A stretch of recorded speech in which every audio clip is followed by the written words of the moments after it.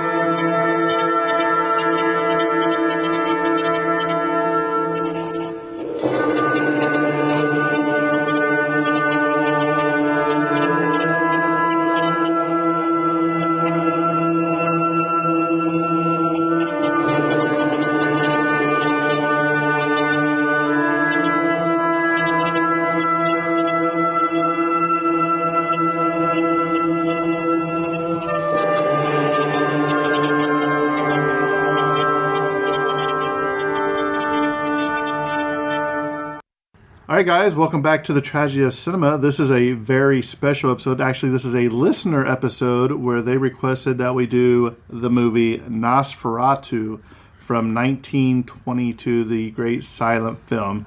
I'm Jimbo, and I'm joined once again by... the super special Kyle. Right, so Kevin Donegan asked me to, hey, have we ever thought about covering this movie? And honestly, it's been on the list, but it wasn't something that was pushed to the forefront. On the backlog of we'll get to this someday. Then we get a fan request and let's push it up a little bit. I told him, sure, we'll do it. We'll put if you guys have a listener request and you wanted to push it through the top, then we'll make it happen. So we went ahead and pushed this to the forefront. I'm going to throw this out as an extra bonus episode this week since it is close to Halloween. So we're going to do our best. But before we get started like we normally do, I'm not going to give Kyle a question today. We're going to jump into the normal episode, but I'm going to read this article I found because a lot of stuff from this movie is surrounded in controversy and plagiarism and lawsuits. So I found this article on plagiarismtoday.com.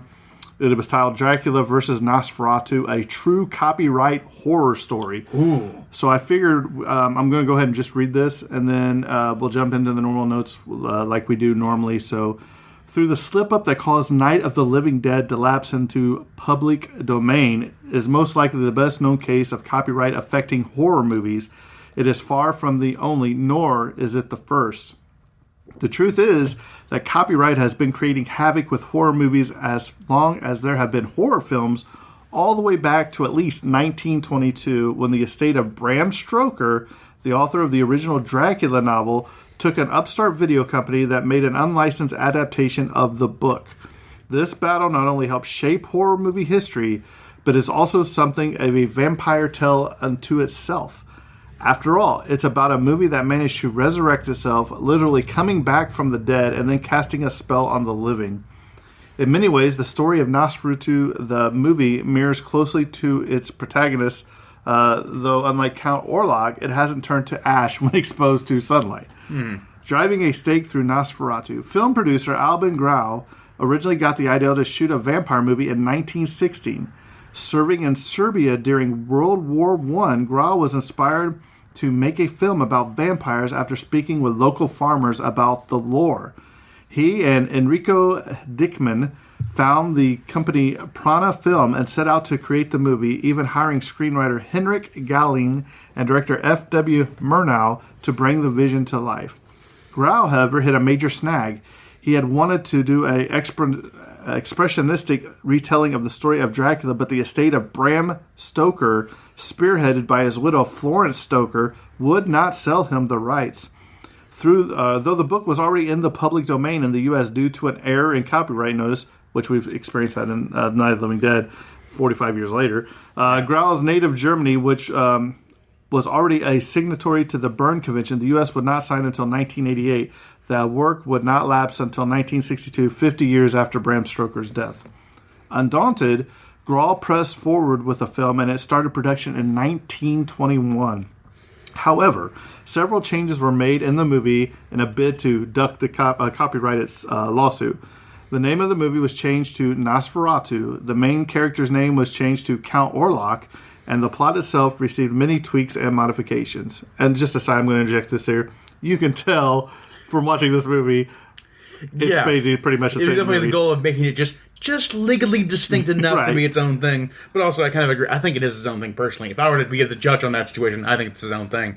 But yeah, keep going forward. Continuing on.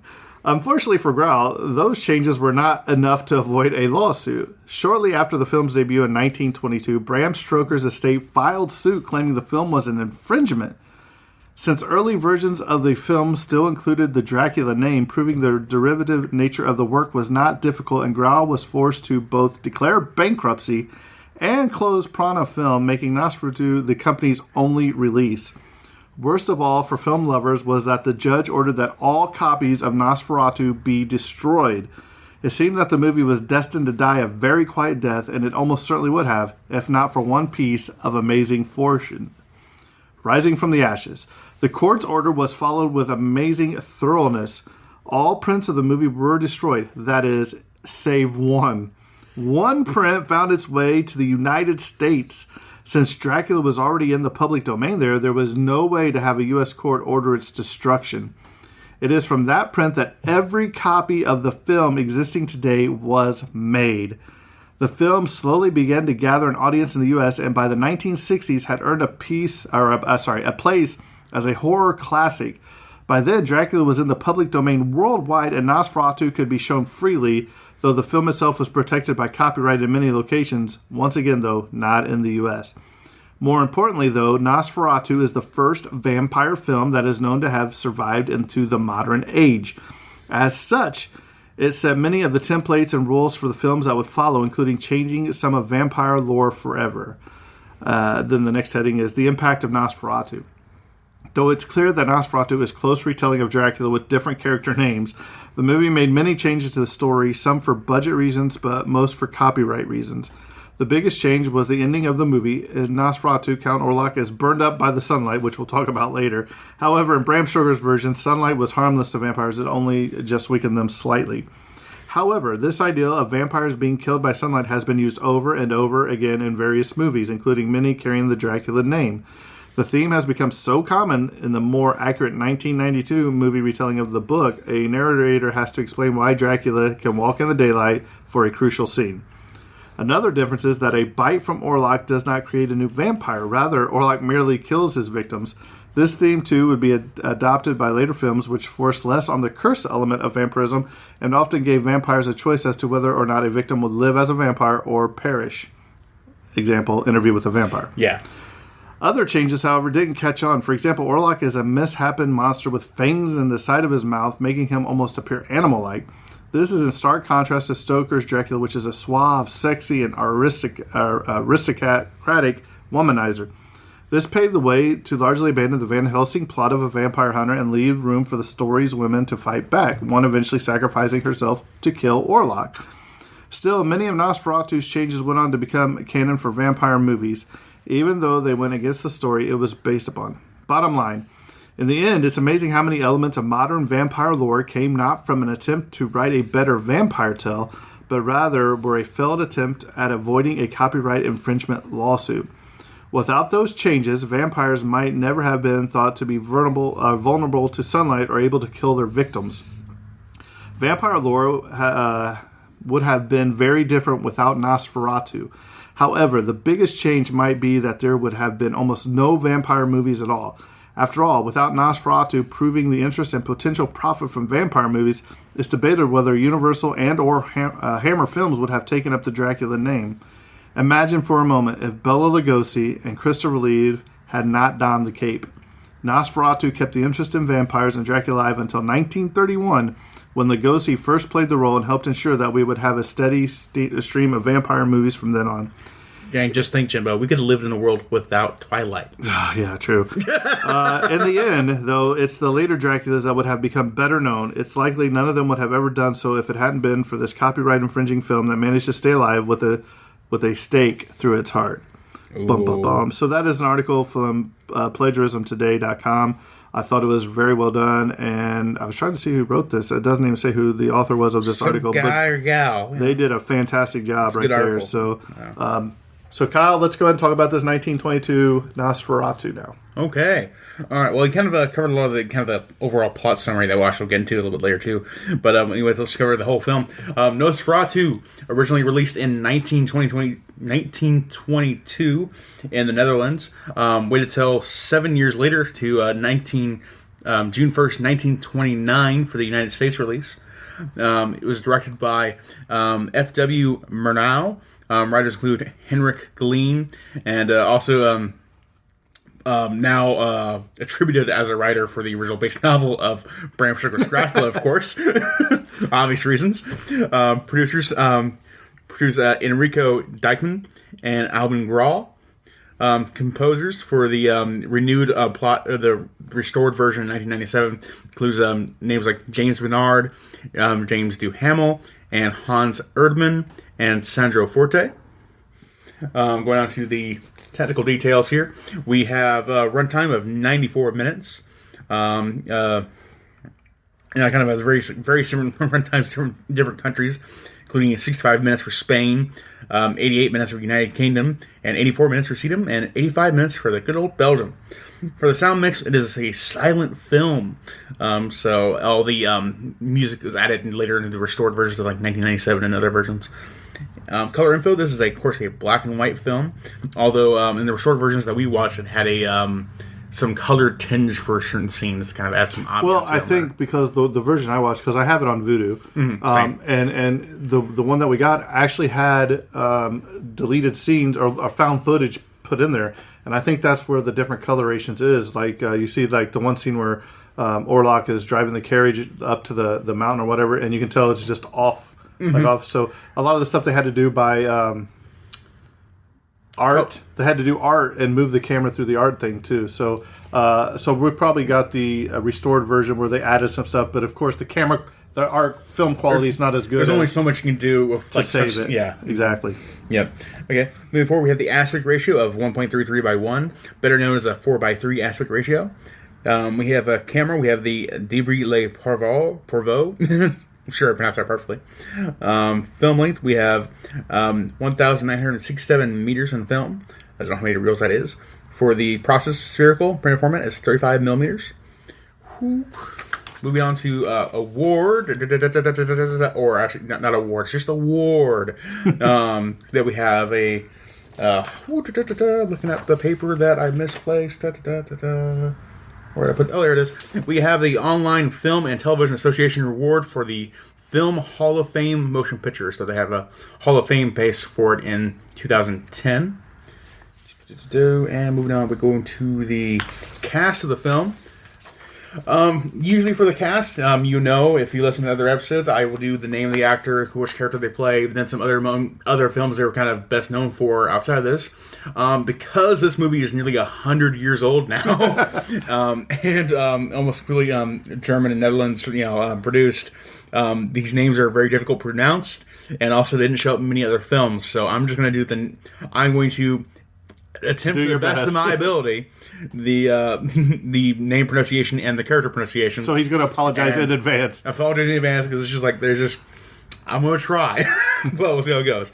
So first up, we have Max Schreck plays Graf Orlok. We have Gustav von Wagenheim playing Hutter. We have Greta Schroeder playing Helen. We have George H. Schwell playing Harding. Then we have Ruth Landshoff playing Ruth. We have Gustav Botz playing Professor Cybers. Then we have Alexander Grenick playing Nock. And then we have John Gotttraut playing Professor Bulwer. Then we have Max Nimitz playing Ein Kapitan. Very good, Kyle. I might have a little bit on me there. Like, I really did try.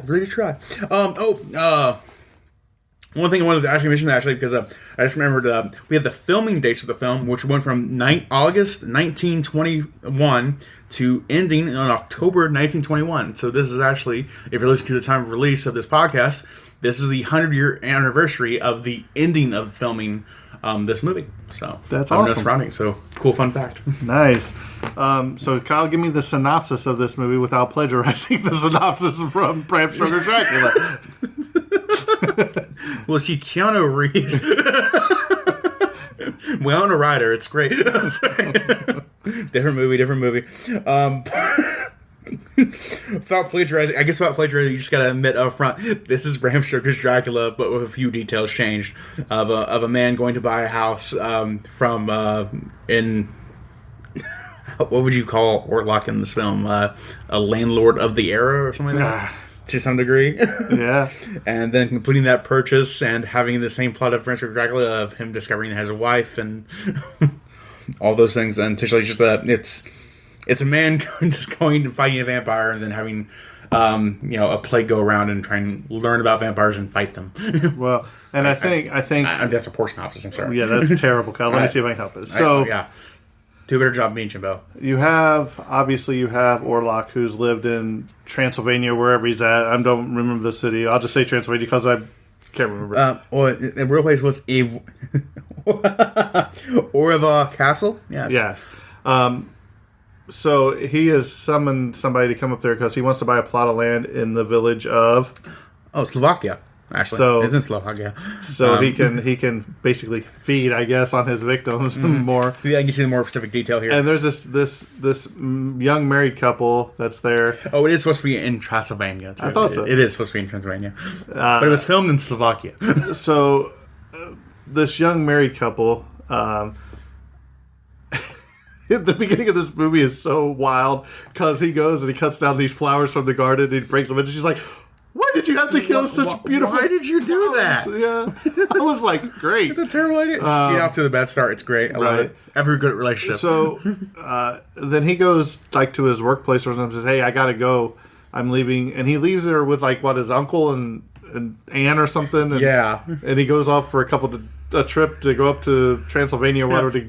Here's some dead flowers. Anyways, I'm going to go buy a house. I'll be back in like 6 months. Yeah. Old times were weird, folks. And so he goes, and he's like, "Hey, I got to get up here to this guy." They're like, "Hey, they go to the village." He's like, "Hey, I need to go on up to the castle here." And they're all like, Whoa. The whole people just stop. You don't go to the castle no more. No. There's a weird dude up there. They're like, and the one guy's like, "Hey," he tells him and gives him something. He's like, "Hey," he's like, "Okay, but we're only taking you to a certain point, like this pass or something." And he's like, "We're not going any further. We'll only take you to a random field between here and there, okay? That's it." Now, one thing I want to point out for this movie, which I'll get to later, because it's in black and white, it's hard to tell when it's nighttime out and when it's daytime out, because this entire scene I'm describing, I thought it was like, hey, it's in the middle of the day. So I was like, okay, but you come to find out here in a few minutes that it's actually almost midnight. But so he gets off and he starts walking up this side of this hill or whatever. Here comes this carriage. The carriage flying down that hill, dude. It's all over the place. There, yeah. So you pull up and it's a guy dressed all in black except for like his eyes. And you can tell it's Orlok, it is. And he looks like Mr. Burns.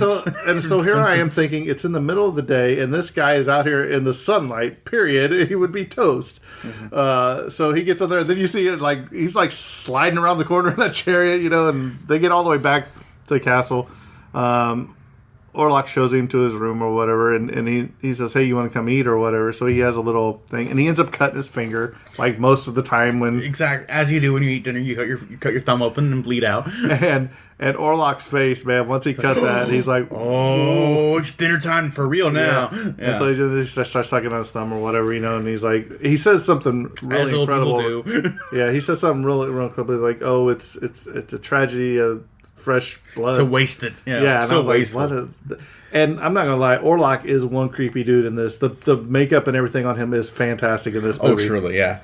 So this guy stays up there and he spends the night, and that Orlok is just creepy, dude. And he's like, "Hey, why don't you stay up till like 4 a.m. with me?" This is where this is where I found out. I sleep all day. Trust me. Yeah, this is where I found out that it must be because he's like, "Oh, it's just now midnight. I'm just getting started," Mm-hmm. But so he along the way he finds this book that says, "Hey, the Nosferatu, the vampire." There's a lot of good. What do you call those? Where they just inside the movies where they bring up the scene, the wording. Like the slide, the cue card, basically, right? Or something like that. There's a lot of good information in those that they put up in this movie that explains, like, I guess the history of Nosferatu or the vampire as he goes down the thing. And yeah, because when he finds the book in his first night, he finds the book next to his bed about vampires, basically. Right. Mm-hmm. Which was down there at the end, I think, right? Mm-hmm. If I remember right, yeah. And so, or near the beginning, actually, when he first finds the book, but he finds it, and then at some point during this night, he ends up getting bit by Nosferatu, and he pulls down the thing. And there's them two little things. I'm like, man. I was like, is he going to turn into a vampire already? I don't remember Jonathan Harker turning into a vampire. They took Mina. He's like, oh, must have been a giant mosquito. So, yeah, and he's like, it's very funny. They bit me, and he wrote that note to his wife, and he's like, Helen, and he's like, they bit me right next to each other. Keep waking up with holes. Just at that time, I woke up in Vegas with a kidney missing. It just happens. I was like, man, that is really weird. So, basically, he's writing letters back home, and so he's there, and he looks out the window, and Orlok is packing these coffins full of dirt onto this carriage, and it's really interesting that he's carrying them one hand, just throwing them up on this horse and carriage, so you can tell he's a very strong vampire. He's a man's man, yeah. And then you see him just get on the top one, and he lays down, and the coffin lid, like the stop motion is terrible. You can see the horses move and everything. Oh yeah, that's great. The lid just slides up over the top, and it takes off. So basically, they now have. They're taking these coffins full of dirt because he needs to have. This is something you find out in this movie that they have to sleep in their own dirt, native soil. Native soil, I believe the term goes. Yeah, right. So when they get to the ship, the one and this is really good cinematography back then. Oh yeah, the one guy's like, "Hey, there's somebody down there," and they find the one guy down in the basement dead or whatever. You know what I mean? And he looks over there, and you see Nosferatu, and then he disappears. Yeah. Really well done, especially for 1922. Yeah. And to the degree, it's also funny, but also like that degree of stop motion, that jittery movement adds to like how creepy Nosferatu specifically is in all these scenes too. Like, you definitely like how inhuman he is. Definitely like how jagged he kind of moves is just not right. I know there's a lot of inspirations like going to like films like The Babadook and other movies that came out recently, even that are just like, oh yeah, they have to take from the old stuff to make it still just that creepy and really good. And I also remember, I think it's before they're loading up the ship, that they actually dump open one of the coffins and flip it upside down, and a bunch of rats scurry off or whatever. Very good. You're just like, this guy's a corpse, basically. So basically, the ship goes to sea, and it goes into port wherever it's going, and everybody's dead on board, pretty much. So, So they investigate, and they're like, oh well, there's supposed to be like a captain, a crew, a shipmate. There's like 7 people on board or something like that. So,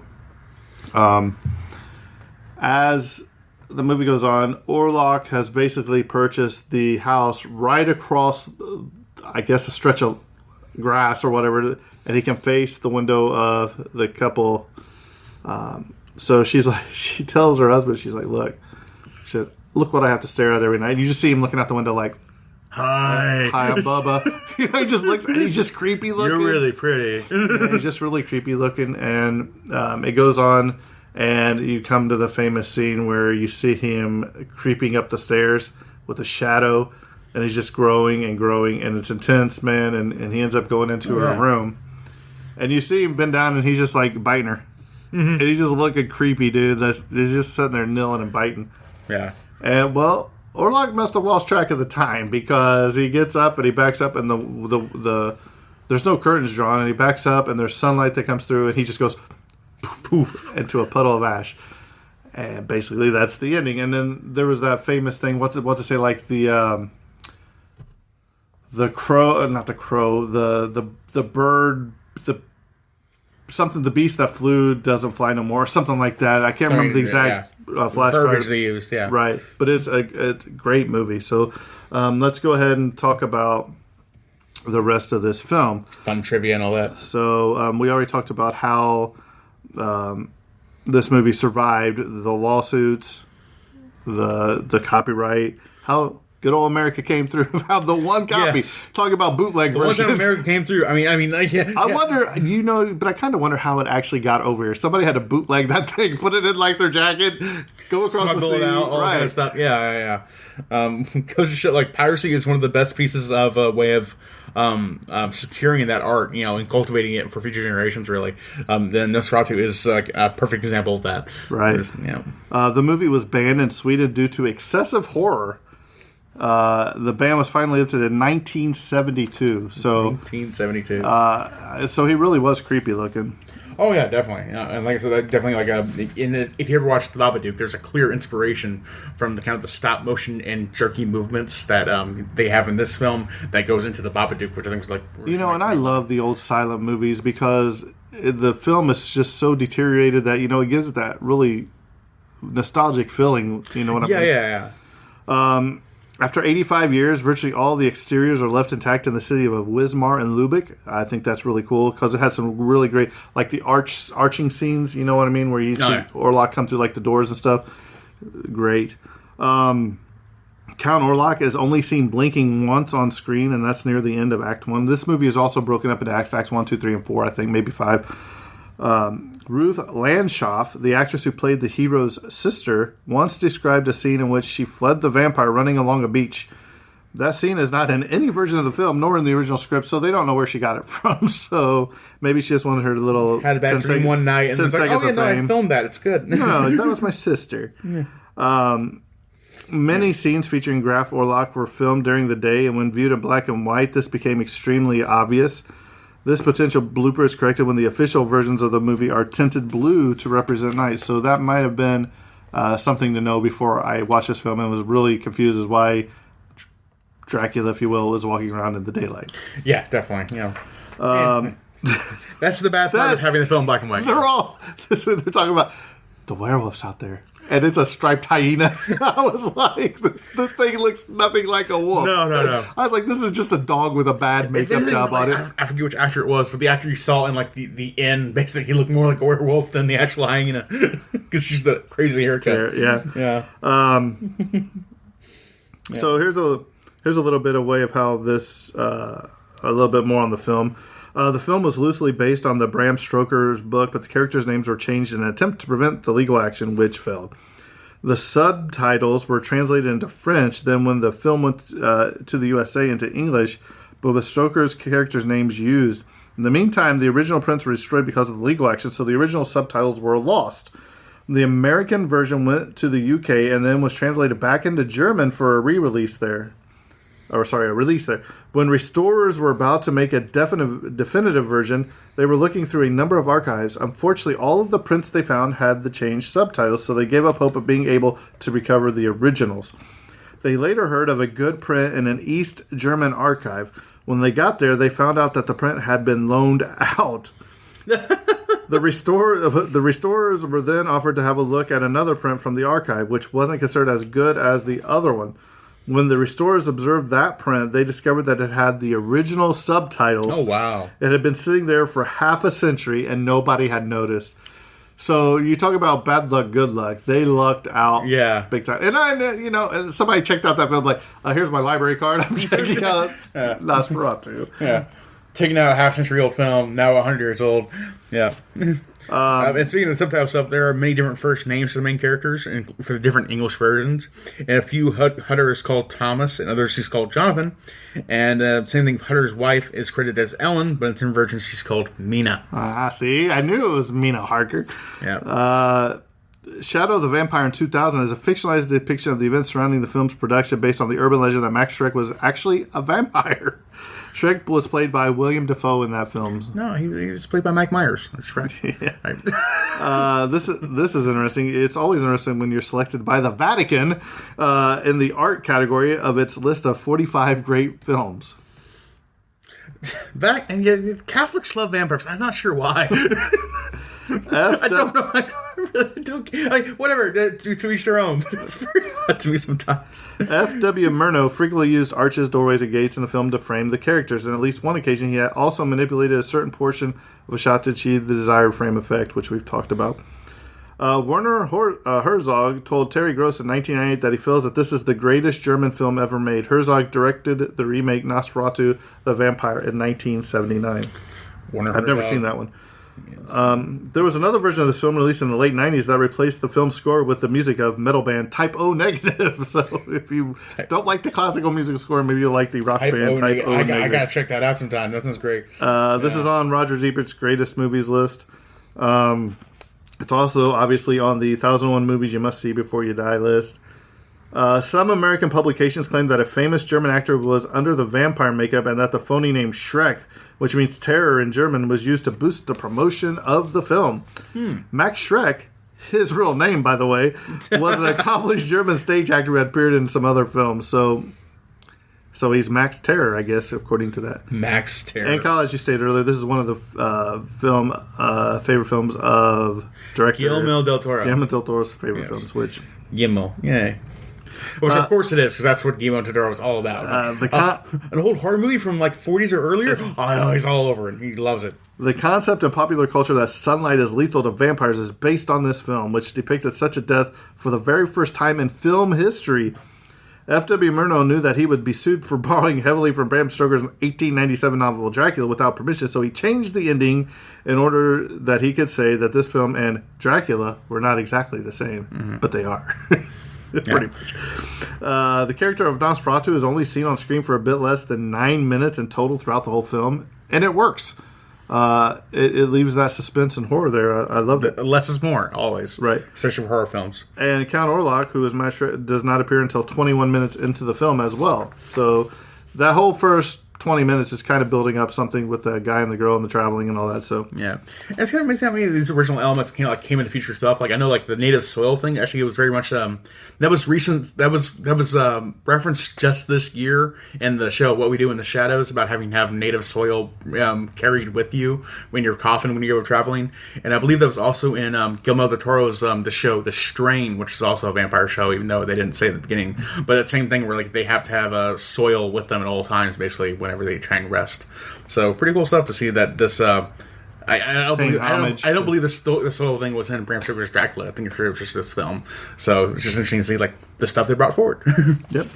After Hutter has seen Orlok leave the castle in a coffin on a cart, he makes a rope out of sheets and escape. Yet he was perfectly able to walk out of the castle earlier to give his letter to the postal carrier, or the postal rider. So why you have to make these sheets to climb down when you could have just walked out the front door?